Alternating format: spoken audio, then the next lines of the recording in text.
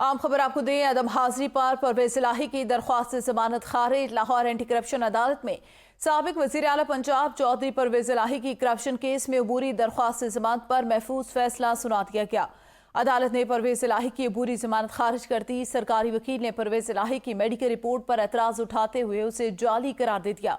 सरकारी वकील का कहना था उन्होंने ओपीडी की पर्चियां लगाई जो कि जाली हैं।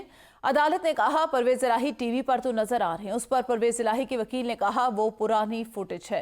असद शाह से मजीद जानते हैं हमारे नुमाइंदे लाहौर से। जी असद, अपडेट कीजिएगा इस हवाले से। परवेज इलाही की दरख्वास्त से जमानत खारिज कर दी गई है।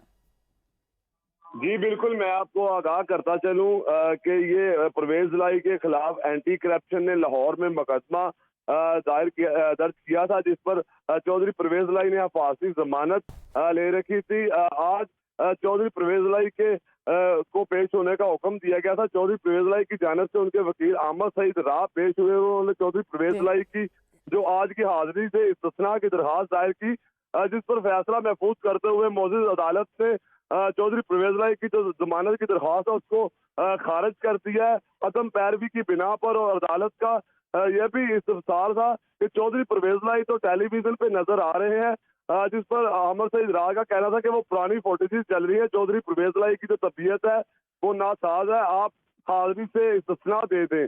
जिस पर मौजूद अदालत ने तफ्तीशी अफसर से पूछा कि क्या आप चौधरी परवेज इलाही को गिरफ्तार करना चाहते हैं, जिन पर चौधरी परवेज इलाही के जो तफ्तीशी अफसर है उनका कहना था कि चौधरी परवेज इलाही जो है वो तफ्तीश में जो वो साथ नहीं दे रहे, इसलिए चौधरी परवेज इलाही की गिरफ्तारी मुमकिन है। जो मौजूद अदालत है उन्होंने चौधरी परवेज इलाही की जमानत जो है वो खारिज कर दी है। जी सही, बहुत शुक्रिया असद आगाह करने के लिए।